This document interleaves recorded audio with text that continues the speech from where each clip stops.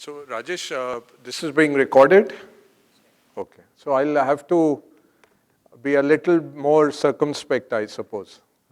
I thought it's a closed door meeting so we can discuss a lot of stuff.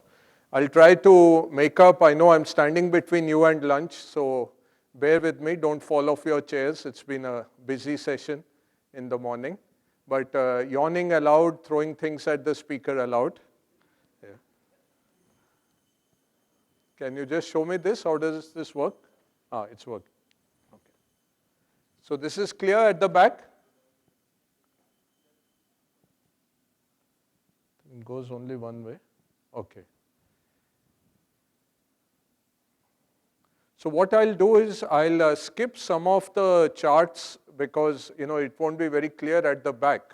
But I would suggest you go through the basic report which has just come about 3 days back, the BCG report on wealth trends for 2015. I think it's about a 60-page report, but worth a read. Gives you a lot of trends, very rich in data, and we can extrapolate. We are very data poor in India. We really don't have much data except anecdotal, and we make a segment of one, and we tend to extrapolate that and say, yeah, I've met a lot of customers who are into US real estate. Might be a segment of one. So a little bit careful on that. So I'll start off with just taking off from where Rajesh has set the stage. He's covered a lot of the concepts already, so I'll skip that. I'll go fast. But stop me anywhere if you would like to discuss something more.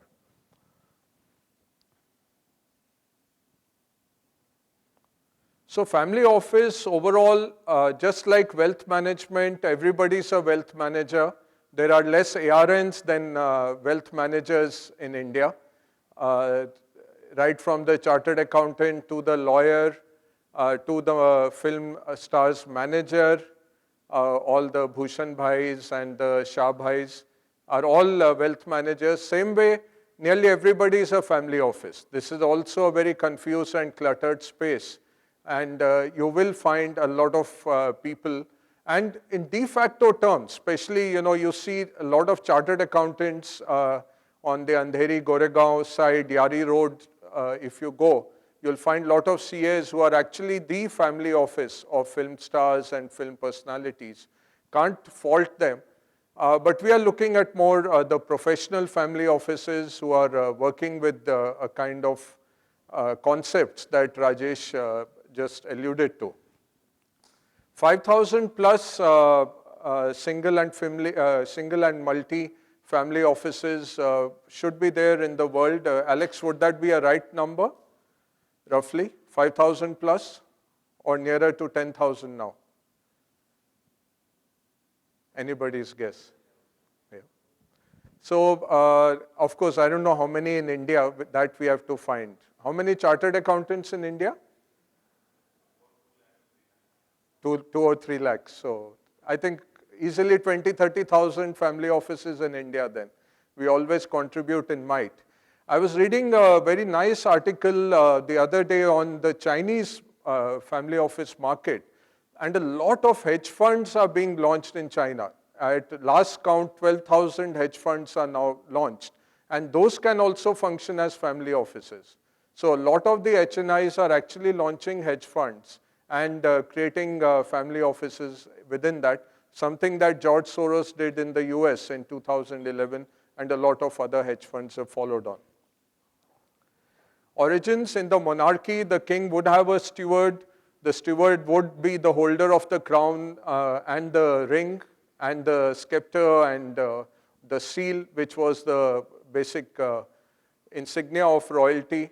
The entire Magna Carta, we just celebrated the 800th anniversary of the Magna Carta.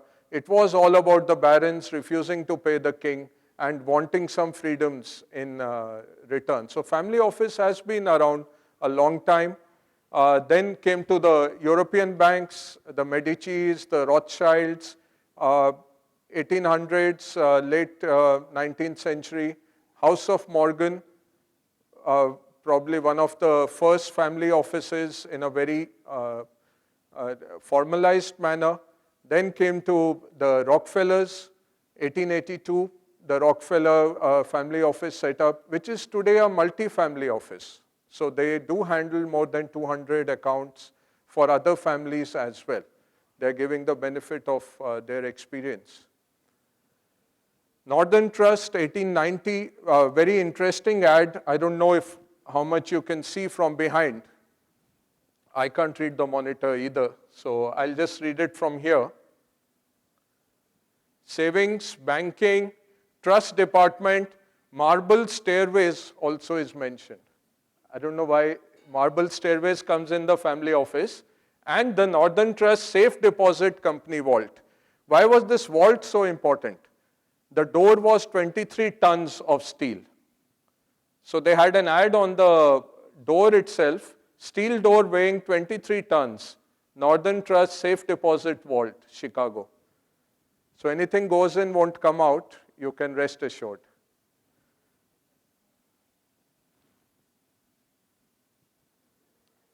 Services, Rajesh has covered extensively, so I'll leave that for this discussion. But basically from philanthropy to multi-generational wealth management to the entire investments, entire administration, entire legal, taxation, everything the family office would look at.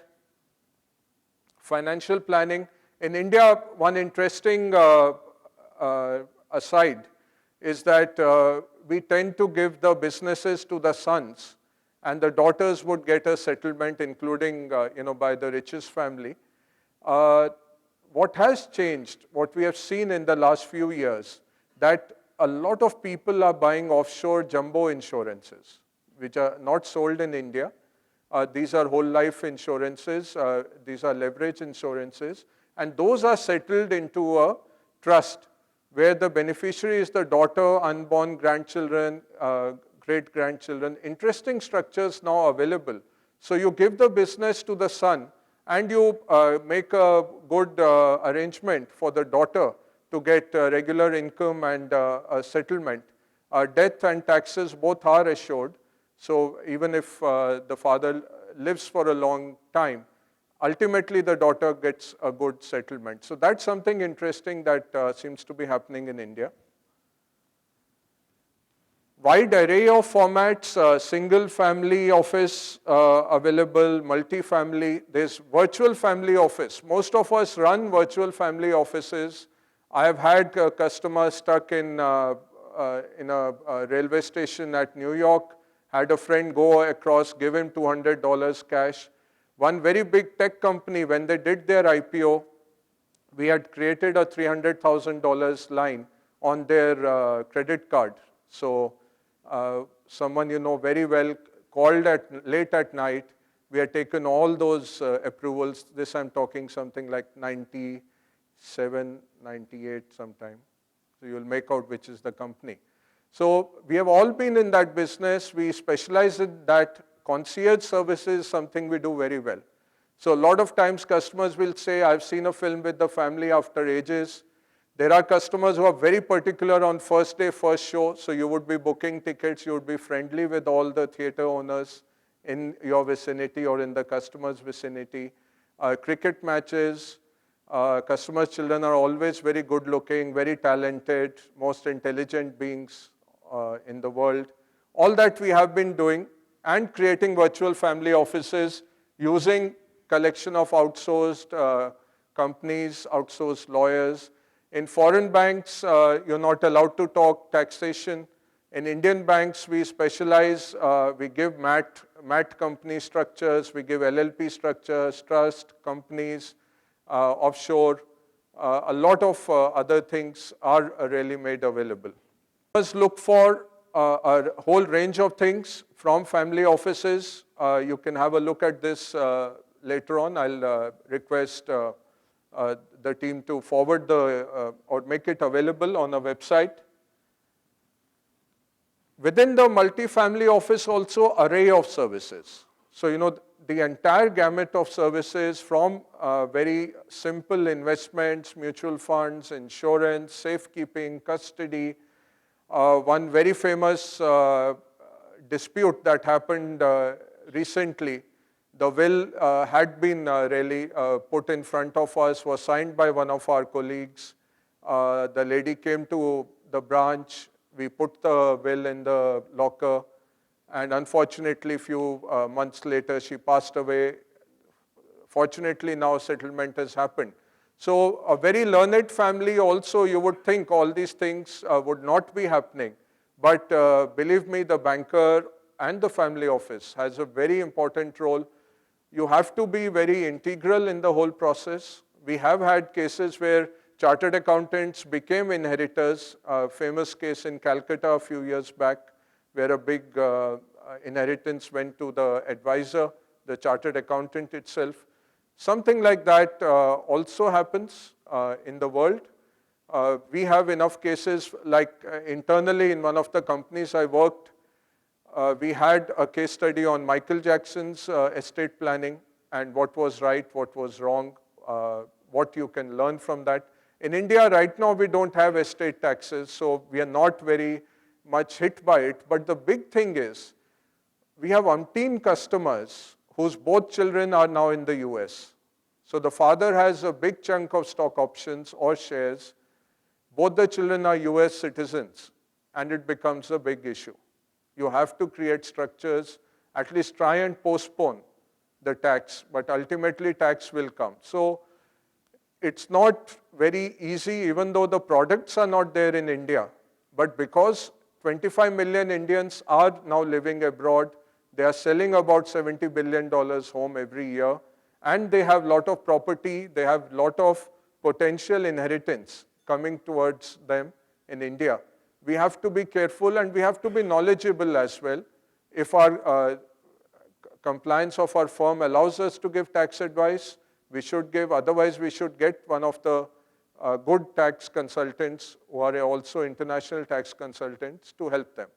GAR right now has been postponed. Let's see in what avatar it will come. Ultimately, it will come. So right now the issue is the Foreign Accounts Act. Let's see how that works out. But post that, I would say in the next 2 years, we will have some form of GAR coming into India. So it's going to be very globalized, no place to hide. We have to make structures which will really hold the test of time, which are sustainable for clients and which are legal, totally kosher, no question that you're trying to break any law. Big decision always in family offices, what to outsource and what to keep in-house. There are frameworks for this. That can be a seminar itself. I think this evening, Alex will be taking us through some of those pointers. But that's a very critical decision. In India, the good thing is a lot of talent available. So you can hire a lot of outsourced services. Try and keep the brain work with yourself. That is what has worked for us. We employ 3-4 wealth managers. We try and keep the run work to the minimum. We keep a very strong accountant firm to have the asset register and independent of the wealth managers.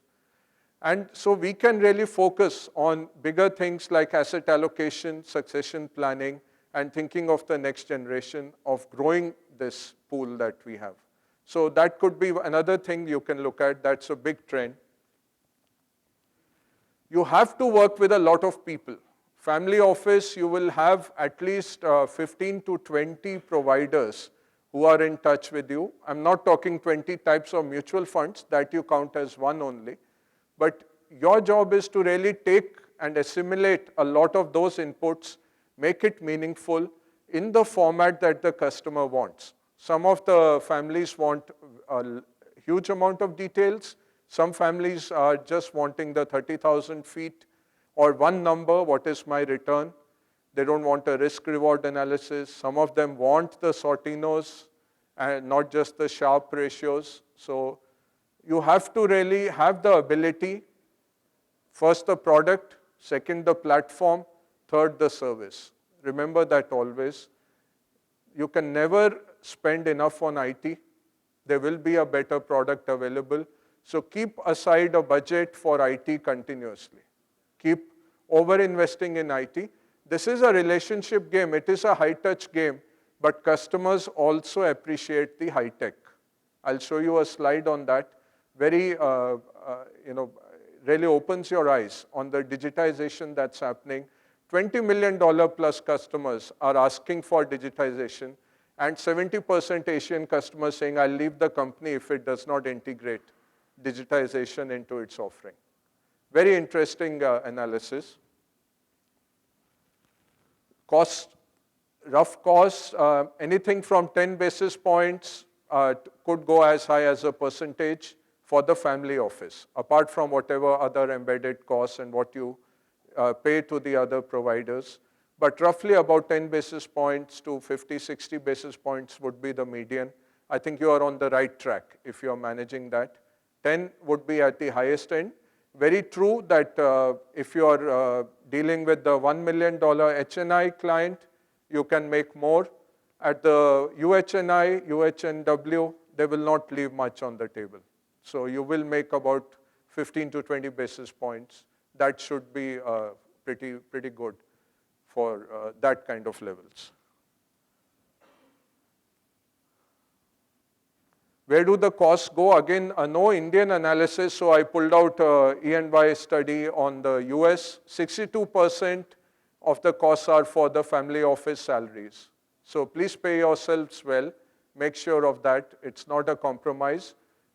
Get the best talent possible into the family office. The talent pays for itself. Don't undercut on that.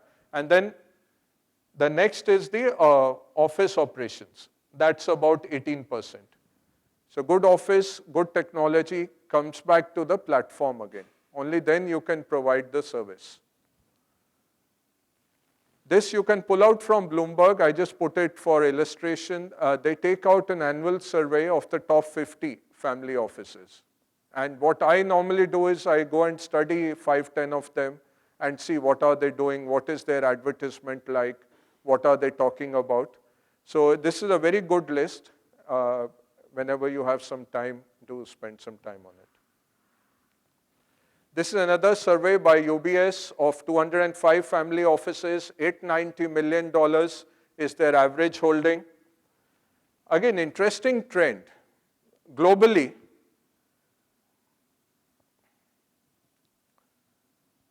the family office is holding about 70% of the family's net worth. Europe is just 59%.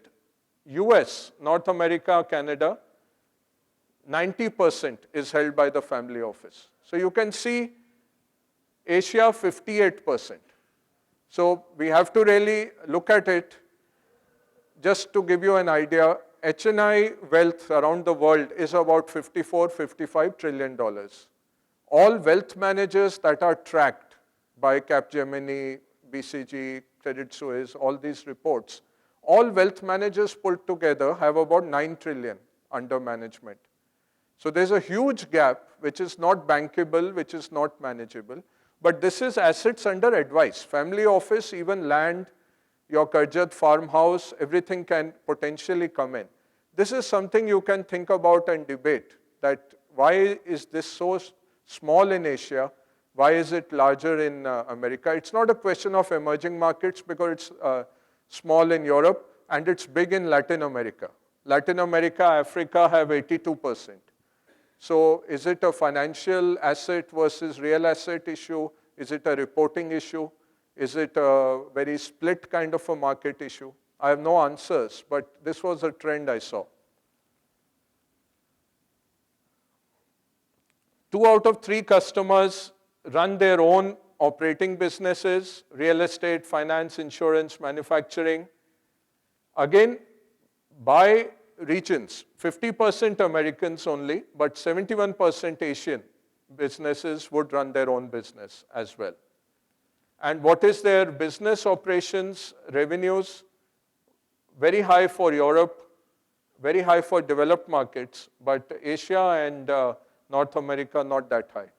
I don't know why, but it's worth thinking why this kind of a trend is coming. These are just a few slides I had, but we are short on time, so I'll skip them. You can see them in the BCG report. I'll just leave you with 3 or 4 big points that are coming out. One, strong growth in the global wealth. Asia ex-Japan really outstripping the world. So that's largely China and India, also Hong Kong and Singapore. Existing assets are giving you 75% of the growth. So very little growth coming out of new assets. Africa, Latin America giving a large part, nearly 50% from new asset flows. Middle East giving from new asset flows, but largely the big countries, it's because of the existing assets. Asia Pacific ex-Japan will become 1/3 of the global wealth by 2019. It will overtake North America to be the richest region next year. 2016 itself, Asia ex-Japan becomes the largest repository of wealth, larger than North America. So you will see a lot of expatriate wealth managers and family offices setting up office here. It's already happening a lot in China. We don't see so much of it. Today, if you saw the article, $28 billion of US real estate bought by Chinese investors last year. Out of a total of $100 billion, next is Canadians at about $9 billion. $28 billion is the Chinese investment in 1 year in the US real estate market. So huge Chinese money is coming all over the world. One good skill set would be to learn Chinese for all of us, if we can. A lot of Chinese investors being taken by family offices to the US, being shown these kind of structures, these kind of things. A lot of that is happening. Chinese buying property in Melbourne, Sydney, London, Geneva, US, wherever there is strong rule of law and they can keep some assets. Remember, the Prime Minister has got about 100,000 arrested over the last 1 year for corruption. So it could be a function of that as well, money finding an outlet. But it's a mega trend. And that will start off in India also. China also has capital controls. It's not that they can just take money out, just like us. But we will follow. We normally follow with a lag of 15 years. Hopefully this trend will follow sooner. So start reading up the Knight Frank JLL reports on US real estate, London real estate. Have a friendly broker ready. We used to have an array of brokers. And whenever they would come down, we would make sure we would hold a customer event. Whenever our customer was going, they would ask us, down to arranging a mortgage for customer. Another interesting insight, the Chinese don't take mortgages. So nearly about 75% was cash down payments, as against 25% of Americans who do a cash down.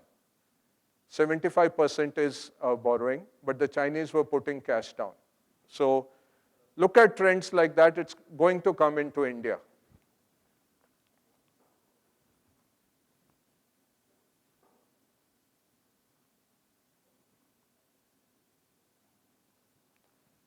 Again, the top end will grow faster than all the others. So the $100 million plus will grow the fastest over the next 3 years. Switzerland still getting a lot of money, most of it from Europe, most of it probably now kosher. Again, a lot of analysis on the cost-income ratios, on how the margins are for the top providers. What I would suggest is sit down with it and as a family office, see your margins, see what your providers are giving you, at what cost. That will give you a good idea of what you should be looking. What are the 2 big priorities that wealth managers are talking about? What are they going to invest in? 1, improve Salesforce effectiveness. 2nd, develop a digital advisor channel. In the US, already about 11 robo-advisory firms have been launched. They've got about $20 billion. So much so that Charles Schwab has launched its version of a robo-advisor. Vanguard has come with a platform for RIAs to get into robo-advising. And Fidelity has again come with a platform. So that's a huge trend. It's a disruption of something that we were doing. And you'll be surprised at the level of people who are going into this. So say a betterment offers you an online-only account, but if you have $100,000, you can talk to an RM on the phone. And they are seeing a lot of larger amounts of money going in. These have some insights, but very short on time, so I'll skip. But I'll leave a question for you. For example, Japanese seem to have 43% of their assets in cash. Why are they doing that? Is it related to the strength or weakness or perceived weakness of the Japanese yen? Think about it. But this trend really stands out.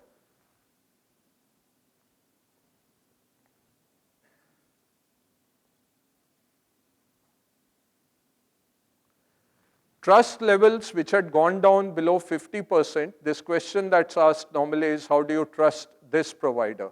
So for wealth managers, it's gone back to 75% amongst HNIs, a huge rise of 14% over the last year itself. About financial markets and regulators, it's still at 50%. So people are skeptical about the regulators and markets. On their own ability to make money, it's 77%. And that is a trouble. You know, my good friend Vinay is here. We would go explain the markets to a customer and he'll say, yeah, I read that in Eco Times, or you're saying what CNBC anyways says. So customers, like doctors, will crib to you today. When customers come in, they already have Googled all the hypochondria, that the 15 ailments they have and how their heart is irregular. All that they'll tell them, and they'll be telling the doctor how he doesn't know their art. Same for us as financial planners, family offices. Our customers are skeptical, they know better, they are successful people. And this number just shows you to expect that. So your strategy also has to be, how do you deal with that? The big shift is 2008, the shift had gone totally into wealth preservation. The big shift over last year is back to growth. And the more richer guys are coming back to growth. Maybe the 6-year bull market in the US, maybe equities globally doing better. I don't know what is the cause, but clearly there is a shift back into growth assets. So people are asking, I want to grow my wealth, rather than just saying, you please manage to preserve it, which was the case in post-Lehman. Digital versus direct, 35% are saying I want digital as well. And if you look at, I'll skip this, I'll come back to that point. M&As are back. So that's good news for all of us as family offices. First, people will try to get into the Chinese market. Next, it's going to be India. There will be a lot of MNCs coming in trying to buy us out. So be ready for that. Be ready to offer your services, because this is where the surplus wealth is coming. M&A has picked up 2% of assets. The valuations have come back to again. That's another big trend shift. Litigation costs have gone sky high, $300 billion since 2008 for the top European and American banks. But if you see the money they made from those same activities, it was much more. So 300 they have managed to absorb.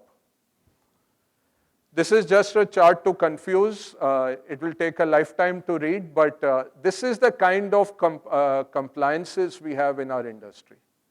From anti-money laundering, I am a trustee on 3-4 trusts where we get money from Foreign Contribution Regulation Act. Now this morning there was a PTI news item. We used to give, end of the year, we give all our donors list and we put it up on the FCRA website. Ministry of Home Affairs. This morning there's a news item that the government is changing the law that you will have to put it every 48 hours.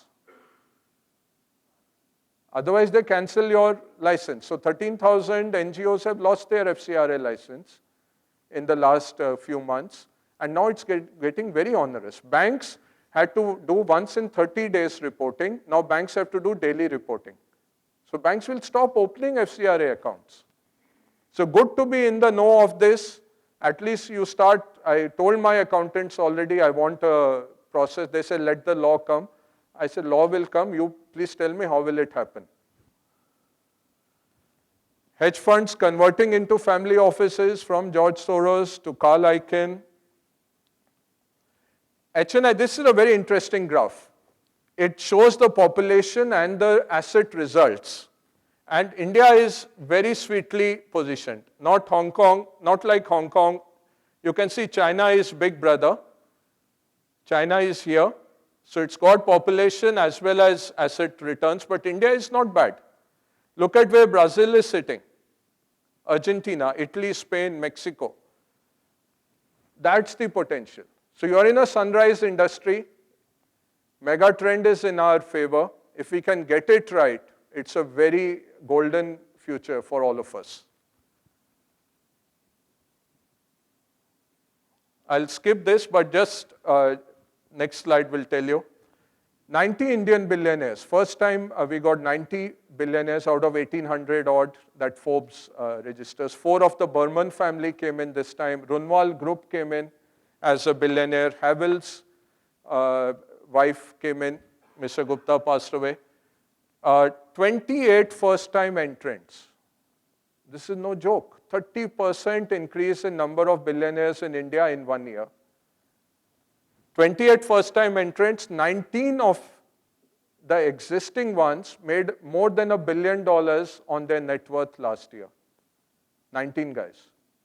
Not of the 28, out of the entire 90 set, 19 of them made more than $1 billion. So these are becoming serious numbers now.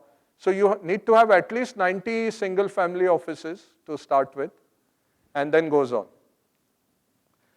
Various new numbers coming. You normally had film stars dying in their old age in penury. Now you see the film stars. Shah Rukh Khan rumored $600 million. So WealthX takes out a report, Hollywood and Bollywood rich people. Seinfeld is the richest. Then is Shah Rukh Khan. He's ahead of Tom Hanks, Tom Cruise. Clint Eastwood at 84 is not as rich as Shah Rukh Khan at 50. And making about 200 crores a year. One Lakshmi Mittal wedding, 25 crores for one appearance. So good customer to have, good family office to have. Mahendra Singh Dhoni in the top 100 richest athletes year on year, he's 23rd highest paid. Ahead of Maria Sharapova, ahead of lot of others. 23rd is not a joke again.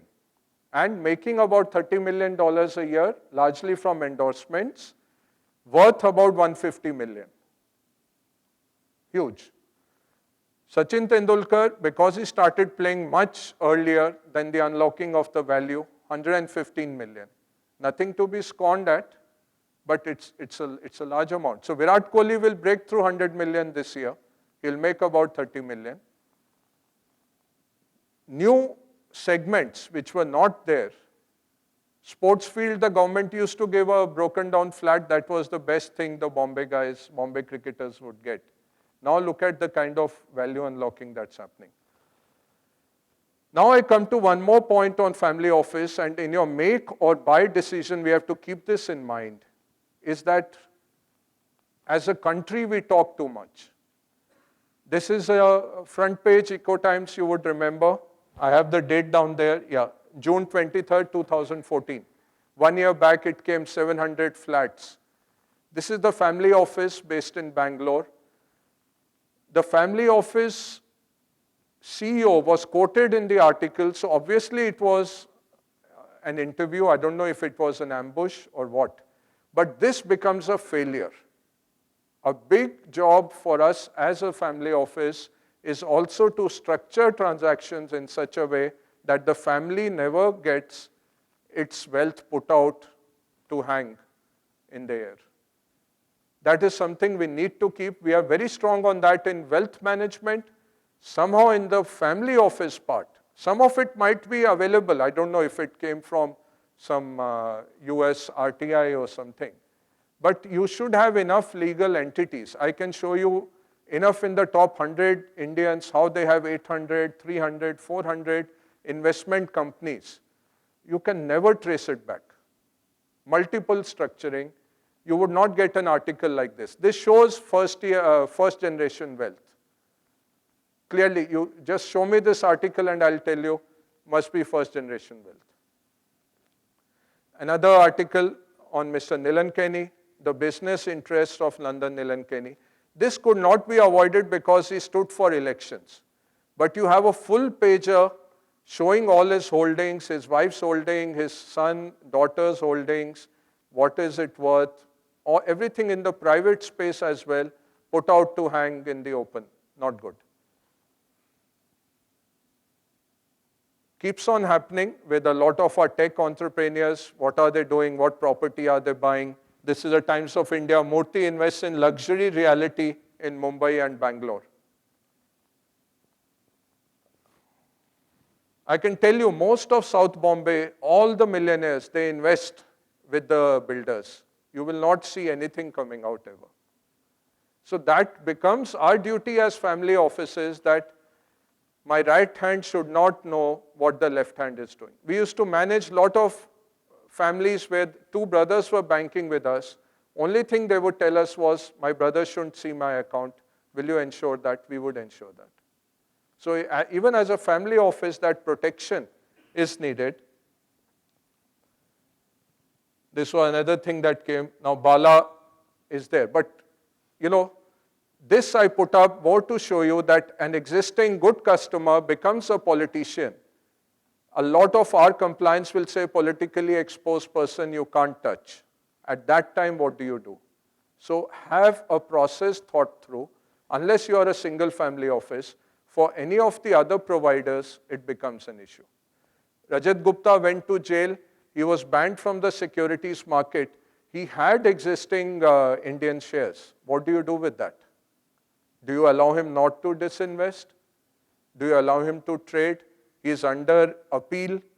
What should you do? So have thought through processes, thought through compliances, then your family office will survive for the long time. Otherwise, you will have accidents like these. Just a trend again, this was one of the famous ones. Samir, very senior investment banker, joining Mickey Jagtiani family office in Dubai last year. So a lot of that move also happening, young qualified professionals seeing the value and moving. I remember about 8-10 years back, we were called in by one of the biggest business families, and they had about 25,000 crores invested in the Indian markets. And they said, they called about 4 or 5 mutual funds to present what should be done with the wealth. And I had one slide, I said, you hire 5-6 fund managers. At this level, it doesn't make sense for you to go with anybody else. And they would have been at that time 3rd or 4th biggest mutual fund, just by, and that person congratulated me that you were the only one who spoke the truth, who put himself in my shoes. I said, I'm a mutual fund, I'm very happy. I know you won't give me 27,000 crores, but you'll give me 5%, 10%. I would have pitched for 5,000 crores.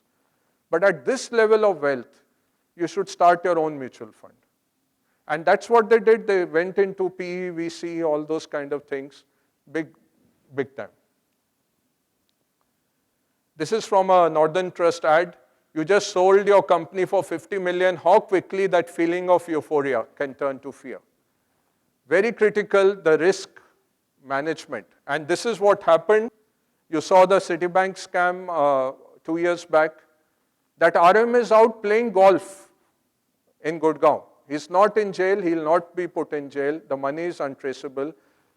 Hats off and kudos to Citibank. They made all the customers good. But 2 family office members of one family were indicted. All over the newspapers, reputation loss. So checks and balances. Have the accountant who doesn't report to anybody else. Auditor should not report to anybody else except to the family head. So there are checks and balances even in the family office that we need. They were lucky that it was Citibank. They made good 300 crores.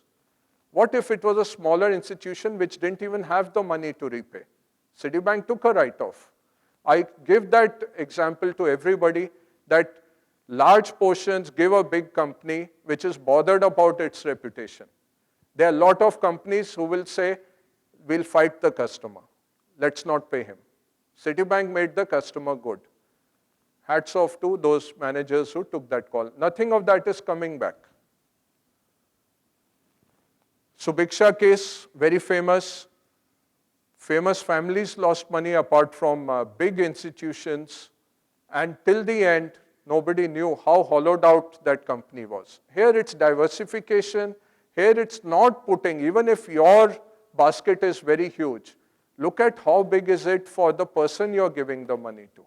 Very critical. I would urge each of you to read up as much as you can on the Gurgaon scam, on the Subiksha. You will learn so much from that.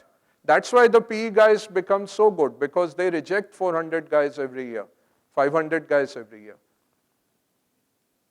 And 7 out of 10 that they lend to, those also go bust. But the 3 out of 10, 2.5 out of 10 make multi-baggers and give them the money. So you only hear of Bharti and Warburg and everybody retiring happily ever after. You don't hear of all the others, which were never found. Philanthropy, Rajesh has covered this already, so I'll skip. Just some nice ads which I liked. How genes get passed down is complicated. How wealth does needn't be. Such a clean line. You know, if we had this as our vision statement as a family office, ready, willing, and stable. Yes, no? Collaboration economy, this can be a one-day seminar, but read about it. It's going to change our lives. You have seen Uber, you have seen Facebook. People who don't own any assets are getting huge valuations, building huge networks, and changing the way we live. You don't need to buy 50 cars and run a fleet. All of a sudden, you have an Ola, which is a $1 billion company today. Look at that. These guys are going to come into our business also shortly. Right now, we are thinking, we are a low innovation business. Finance is a very low innovation business. Only the investment bankers, with due apologies to any in the audience, they have been cutting edge, and we know what they did to the world. Most of us, we are still working 50-year-old financial planning thoughts, 100-year-old jargon, diversification, eggs in the basket. Well, eggs have become from ostrich eggs, they have become like robin eggs now. Sharing economy, collaborative economy, read up on that, not having time. This is very interesting. This was deep down in one presentation of NASSCOM that I found this. I didn't know this. India is the 3rd biggest startup hub in the world today. US is 11,000, UK is 3,500, we are 3,100.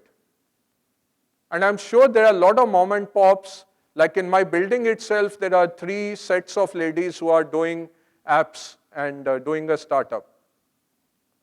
I don't think they'll be in this NASSCOM list. 3,100 already. So definitely, at least for your children, fund them. Don't make them work in a company. Ask them to go and do a startup. We have the ecosystem coming up very fast. This is something. And this will grow 4-folds by 2020. Not dependent on Government of India. It will happen on its own. 3,000 is going to 12,000.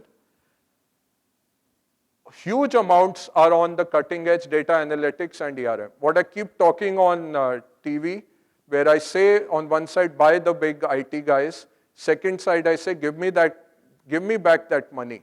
You are destroying the ROE of the company by hoarding that money, putting it in SBI fixed deposits. Those guys cannot do it. They are elephants. They can't dance. They should keep buying hundreds of these companies. Yahoo has bought 100 companies in the last 1 year. Still, it's in trouble. But at least they are trying. Their Alibaba stake valuation is more than the entire Yahoo valuation.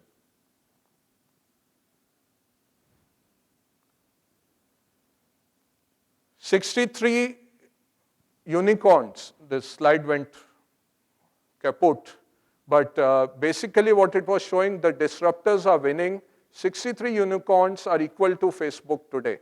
So we say $1 billion companies, There's a whole presentation by a very intelligent guy who has shown how this is different from 2000. Now the startups are taking about 11 years to reach the $1 billion funding.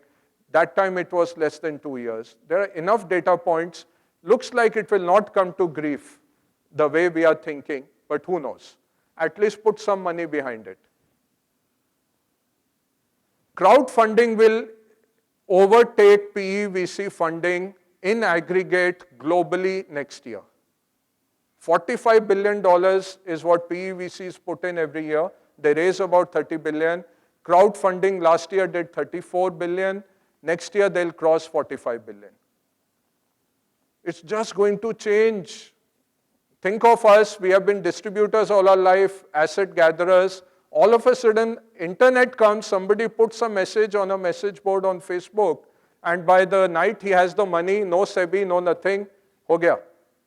Narayan Murthy is making that committee. He's the wrong guy. How can you put a 70-plus guy there? You should have put the Snapdeal and Flipkart guys, if they agreed. Last night was a seminar. One of them was supposed to come. Mr. Ratan Tata was chairing the meeting, IMC annual meeting we had. Didn't come. But those are the guys changing the world, 26-year-olds. You and I mean, the younger of you will, but I know I am a dinosaur. I have to just make sure that I survive for my remaining life. Robo-advisors going to take over a lot. Charles Schwab came in, they are opening hundreds of accounts every year. Interesting statistic, most of it is cannibalized. So it's not that they're getting new accounts. What they came in for, so they're losing fees, what they were charging full fees in an offline mode, now online they're giving it away free. Just the last slide, this is what we are all doing. If you go to any shop, Palladium is next door. Make the poor shopkeepers show us all the goods they have, and then we ask them for their Wi-Fi password, and then order it on Flipkart or Snapdeal or Myntra or whatever. So that's the reality. Sitting there hearing Ronnie, what I thought was I will start presenting backwards forwards, because my presentation starting was the dinosaur presentation, and now it came into the startup league. But keep that in mind. Study as much as you can. It's very dynamic. We are in the right industry. Model, I don't know. Business model, no bets can be there. We'll have to keep reinventing ourselves. And there will be kids we'll be working for. Vinay and I figured that out 10 years back, that we'll be working for people 10, 15 years younger to us. It's already happened. It will happen to all of us. All the very best. Thank you for not eating and waiting for me and staying awake. Really does a lot of benefit to my deflated confidence. Thank you.